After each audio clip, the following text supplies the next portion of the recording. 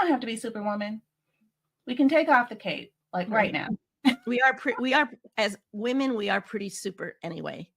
That's right. Oh, I love that. I love that. Y'all, today's show is so good.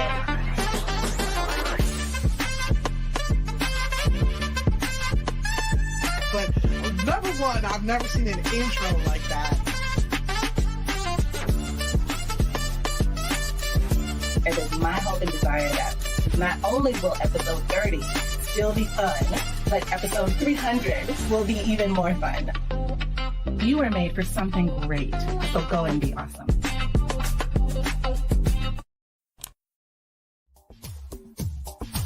Ten seconds remaining.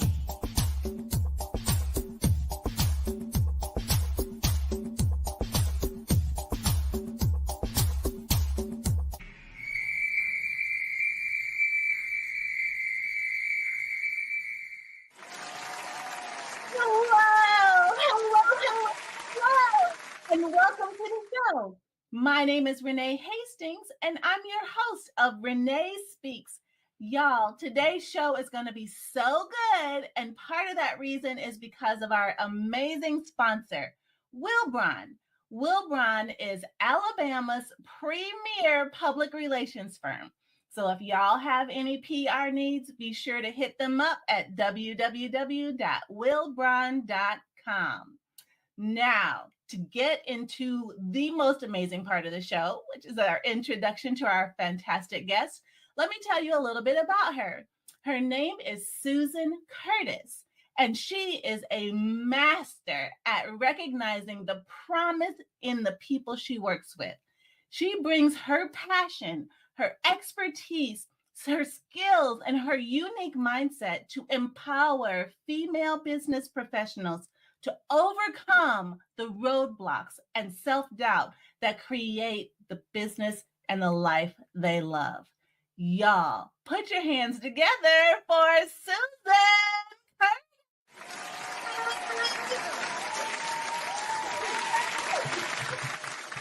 Hey, Susan. Hello, Renee. I'm so excited to be here. Thank you for having me. I'm so excited that you are here, Susan. I know we have had a chat in the past, and I just loved our conversation so much. What you do, how you reach people, the special way you have of engaging and drawing people out is just so endearing. And I love that so much. And I know that we as business women can sometimes think that we don't need that. We don't need to have someone speak into us. We've got it all together. We don't need that positivity or those positive words. And we just need to just keep trudging along and doing all the things because it's our way or we're the best way to get things done. And so I really love that you help women overcome whatever it takes that keeps them in that place thinking that they have to be Superwoman when they don't. We don't have to be Superwoman. We can take off the cape, like right now. We are as women, we are pretty super anyway. That's right. Oh, I love that.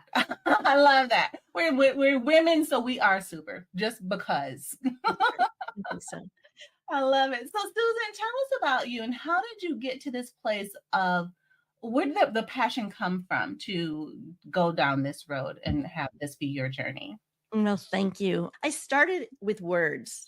I really enjoyed communication. So I'll even give you this little piece, but after my false start in retailing, I had a position at Bloomingdale's in New York. And everybody goes, oh, how exciting. Well, I learned to climb the stock walls with one leg on either side. And it was not glamorous at all, let me tell you. Wow.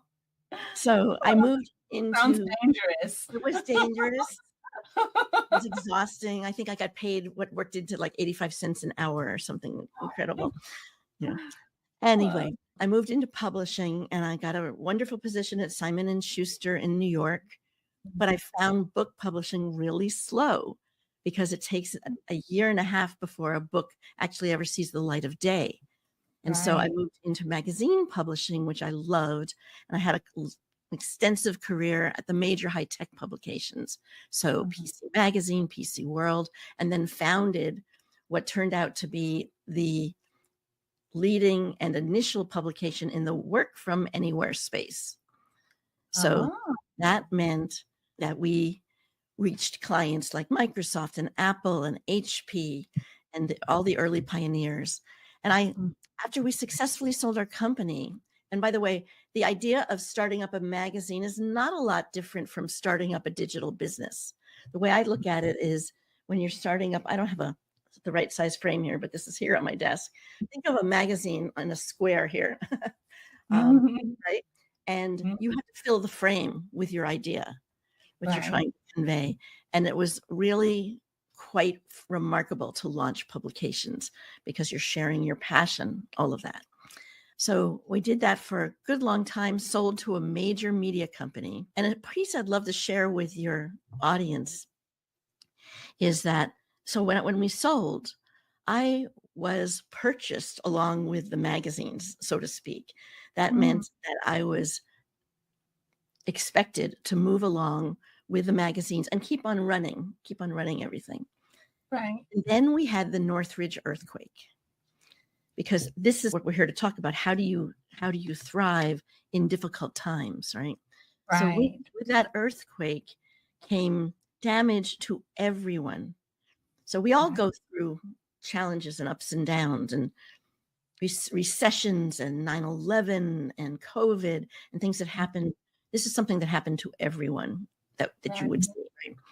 So the powers that be or were brought in a Beverly Hills-based shrink to talk to all of us. And after he spent his time with us, he said, "Is there anyone who'd like to talk with me privately?" And I said, as a leader, I was like, "I will." And I had my time with him. And I said, "I'm really so unhappy. I know that I'm committed to, and I've always done whatever I committed to keep this running for this company. But we are so very different. They're very rigid and corporate, and I'm very entrepreneurial. And after this earthquake, my values have really shifted. And this is something that we need to be in touch with." Saying that to you privately. But so I forgot to mention that with the earthquake, a bookcase fell on my daughter's crib at the time, nearly smooshed her. And we had cracks through every wall, main beam, everything you could imagine. And so I told him how unhappy I was. And he said, "Why don't you leave?" And I thought, leave? I couldn't even imagine that. So I actually thought about it for a few weeks. I ended up giving 6 months notice and found a new publisher and moved on, pivoted to a new part of my life. And I used to tell that story and think I just needed somebody to give me permission, which is what a coach and course creator can do, is give permission. Then I grew up some more and realized that I needed to learn to give myself permission. That's right. That's really key, right? And it's that kind of self-empowerment, right? You've probably experienced some of that. Oh, yes, absolutely. 100%. Sometimes you have to be your own cheerleader. Sometimes you have to be your own butt kicker. You have to say for yourself, look, this is your situation. If you're not happy, if you want something to be different, you have to do something different. You can't keep doing what you've been doing and expect different results. That's just insanity, right? The definition of insanity. Right. So, and if you keep doing what you've always done, you're going to keep getting what you've always got. So you have to do something different.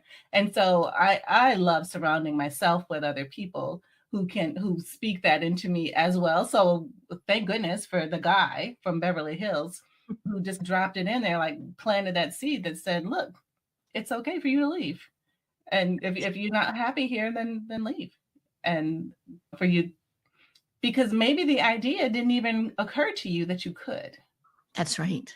Because you had been so committed. You're a person of your word. You said, this is what I'm going to do no matter what.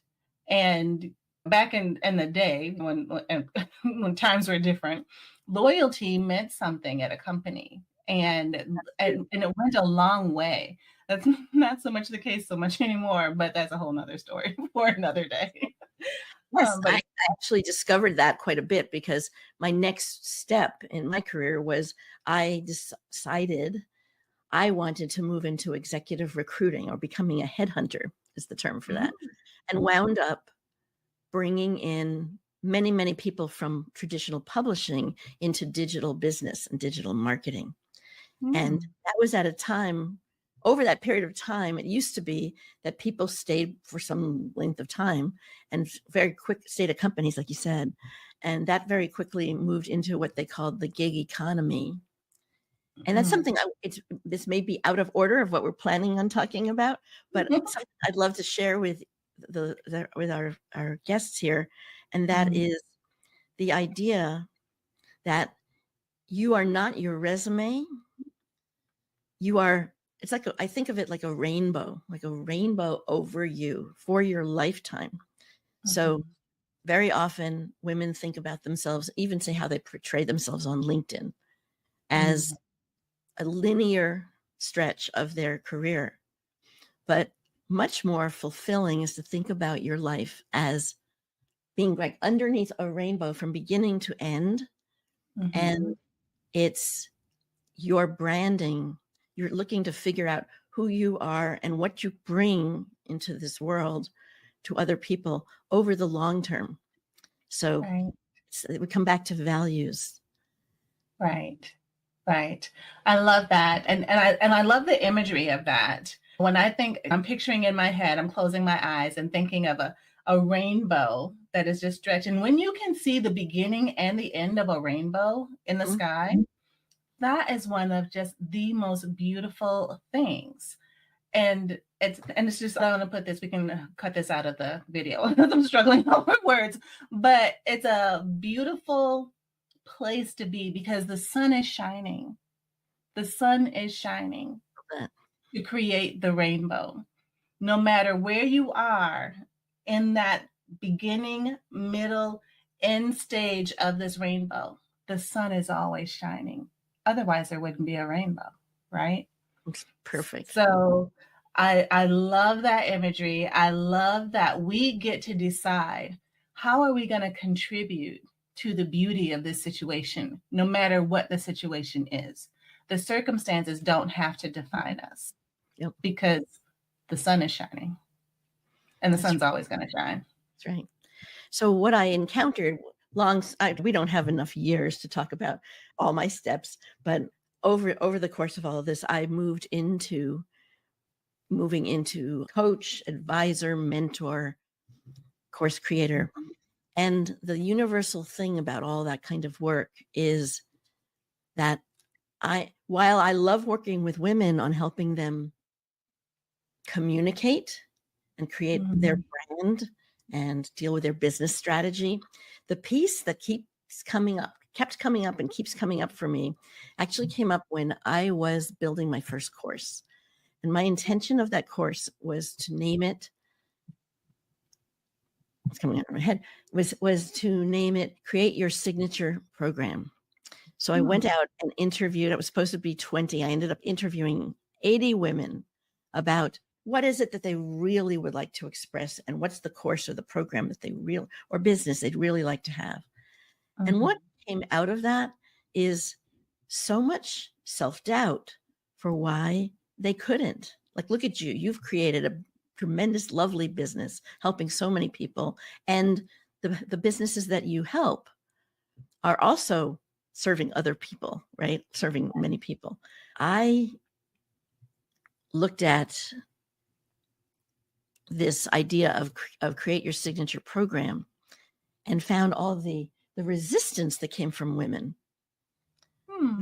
They felt they weren't good enough. They felt they weren't strong enough. They felt that nobody would why should anyone listen to me? These are women who had already achieved high status in corporate positions. And yet there's too much competition. Or they'd come up with, well, I tried something along those lines. I sent an email out to everyone I knew, and I didn't hear back from anyone. And so they would just shut themselves down, right? They wouldn't step out. And so I pivoted and realized what these accomplished women really needed was to deal with what turns out to be imposter syndrome, right? Mhm. And imposter syndrome, if ever anyone's not used to that term, doesn't mean, thank you, it does not mean that you're not enough. It doesn't mean that you're an imposter, Mhm.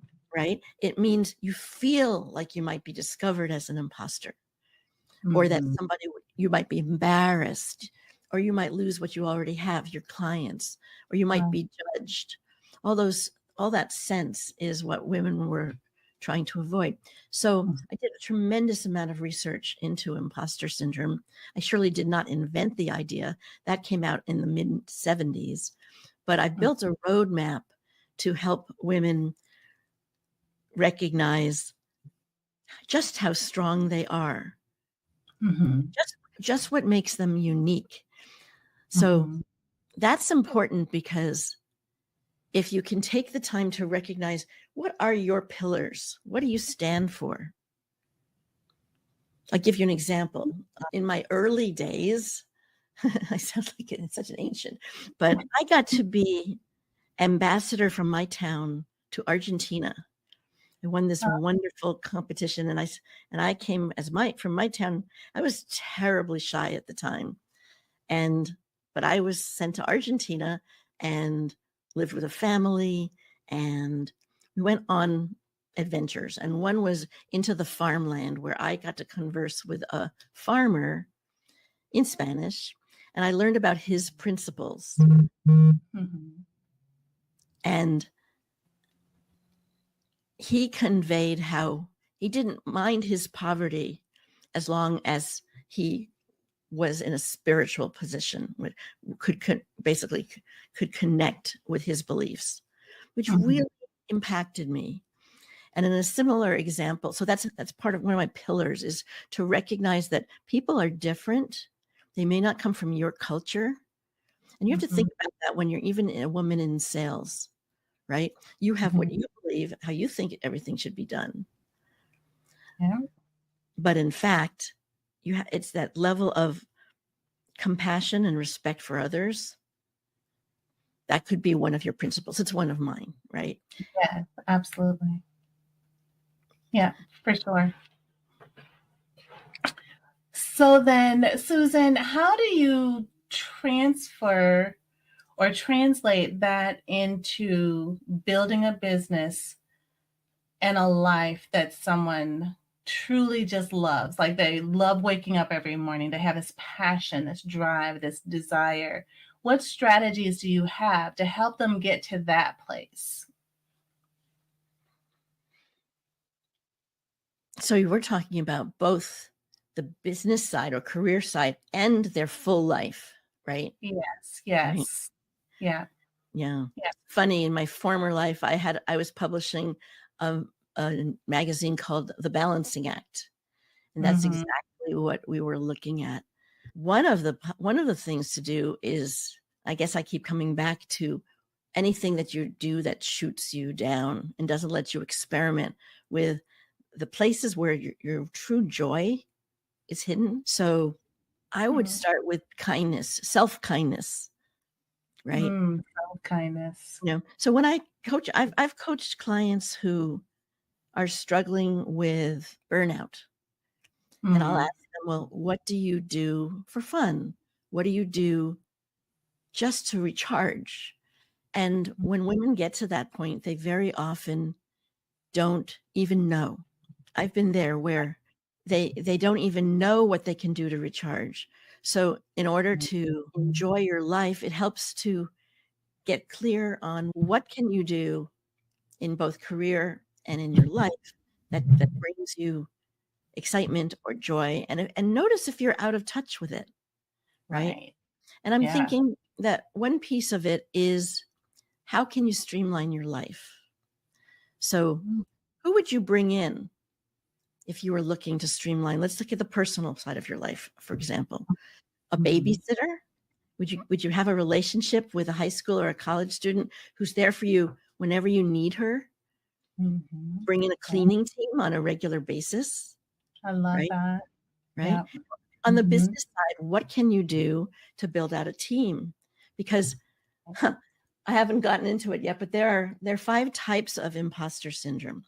And one of them, and no person, unlike which Disney princess are you? Unlike that, we really tend to be a combination of several. So one Mhm. of them is the superwoman, right? And the Mhm. superwoman thinks she can handle everything, and she'll rise and she'll volunteer and she'll accomplish everything at work, and she'll get her kids, she'll play soccer mom or dance mom, and so much to do. You've been through that, it looks like, right? Yes, it's a Superwoman, lot. right? Another is called the rugged individualist, and the rugged individualist thinks she can do it all alone. So these two kind of match up, right? Rugged Mhm. individualist never delegates, which is a real problem, which can be such a problem. And then there's the perfectionist, and the perfectionist thinks that she's got to get everything perfect. So one tip about that is imagine what if you could do things 80% rather than 100% perfect and 20% faster, or even flip that.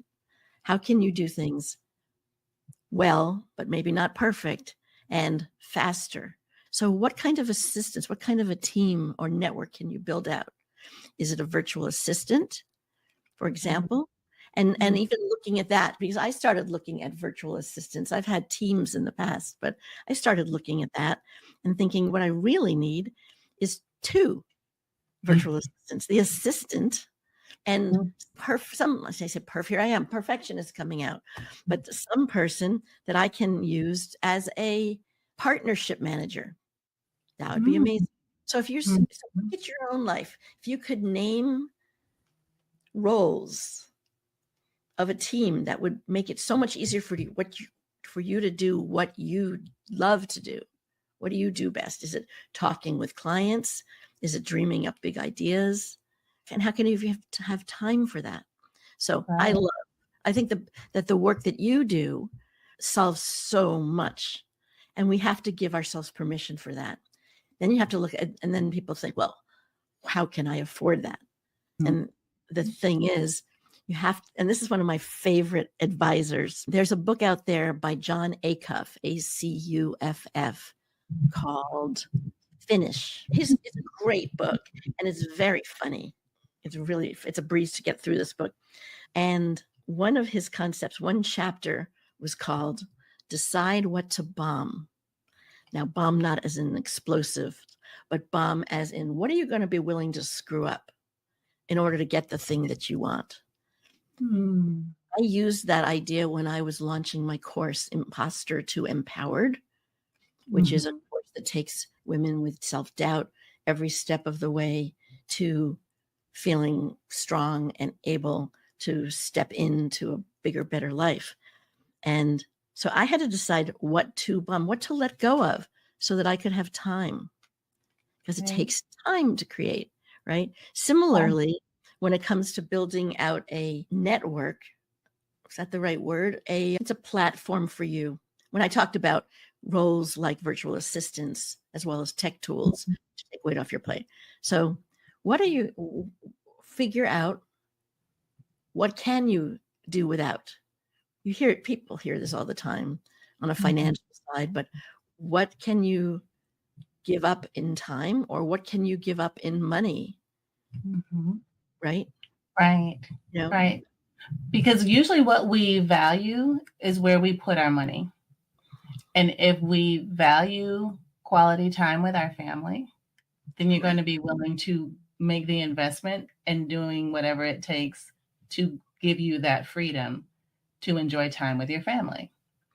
So that looks like different things for different people.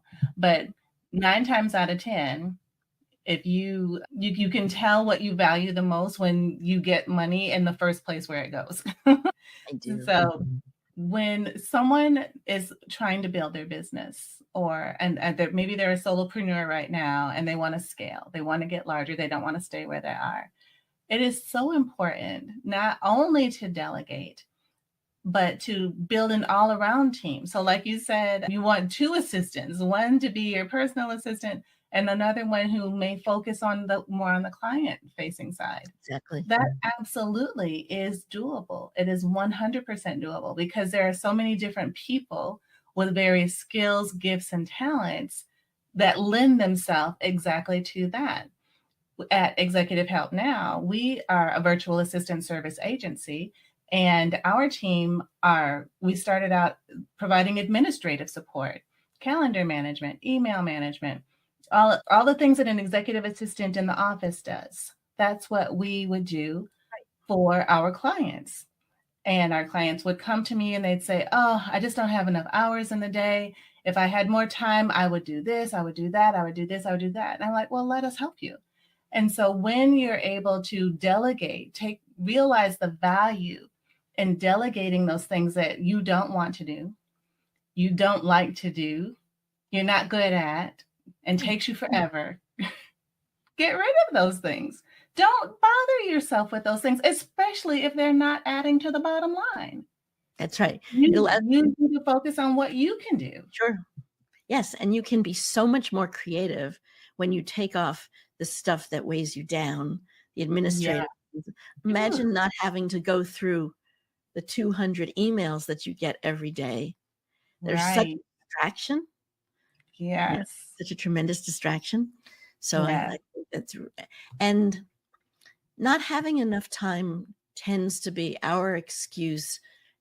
It's a terrible word, but it's like how we live with ourselves for not doing the things that we know are truly important. And truly important might be getting to your daughter's soccer game, or it might be making that pivot or launching that business that you really want to launch. Right. So in terms of your question about how we can create the life that we really want, having that team, not being stuck with the little imposter syndrome behavior that we tend to have, right? But rather to step forward and get it off your shoulders. That's right. Right. Free yourself. When I was building my course, Imposter to Empowered, one of the big sections that I built into it is the concept of permission, as we touched on before. So for women to recognize that they are entitled, right? They can give themselves permission to take these steps. So thank you for putting that up. I do appreciate that. The very idea of superstition, that's a funny thought to bring superstition into all of this. But what I found is that when something has happened before and gone, like we learn along the way, right? We learn about how does life work along our way. Take the black cat idea. Why is it that people think a black cat is dangerous if he crosses your path? Because once upon a time, a black cat crossed someone's path and then they tripped or they fell or something terrible happened to them, right? And so same as the baseball player who insists on growing their red beard down to here and not shaving until they finish the World Series. Right. It's super. So I think superstition, I know I'm getting it probably into some hot water, but we create superstitions about our life because we think that it's things that have happened before will happen again. And I just find that the idea of getting support so that you're not putting it even applies to the job you take or the man you marry, that think the same thing will happen again. So just the idea of getting the freedom from trying things a new way is can be really valuable. Absolutely. I agree with that. And what a great service you provide to be able to help women not only identify the factors that lead up to this imposter syndrome, but be able to provide the tools and resources necessary to overcome that, to see yourself differently and not be held captive like a prisoner to the things that happened in the past, and create such an inner vow that keeps you from moving forward and achieving and accomplishing all the things that you were here purposed on this earth to do. That's right. So, Susan, I know we're out of time. We definitely want to stay in touch with you after today's show. How can we stay in touch and learn more about how to overcome this imposter syndrome and still shine in spite of whatever is going on in our lives. Oh, thank you, Renee. I've so enjoyed talking with you. Oh, great. I've put together a block in my calendar when you talk about what are you going to give up in order to get something more. I put together some time for your listeners and viewers, a small group of coaching sessions on a complimentary basis. Just we look at them as a chat. So if you've got something that you've been struggling with, or you're looking to figure out what's the next step, or you're looking to shape your life a little bit, or some of what I've talked about that has touched on your own self-doubt, we can hop on a complimentary coffee chat and just explore a little bit. And you'll come away, I'll be sure of it, that you come away with an idea of a path that you can take so that you'll feel lighter and more directed and more empowered. So Awesome. Up here, we've got a QR code, or you can go to this email that's https://greaterinsight.com/coffee-chat. And I'd love to get to meet you. Awesome. Thank you so much, Susan. This was so great. So the QR code was up on the screen for those that are watching on video. For those that are listening to just the audio, we also repeated the website, the web address, www.greaterinsights.com/coffee chat. What's that? Exactly. Coffee And chat. it's Yeah. Greater Insight, just one single insight, because it's all. Yeah, one. Yeah, you just get one. All righty. I love it. I love it. Susan, you were made for something great. So go and be awesome. Thank you.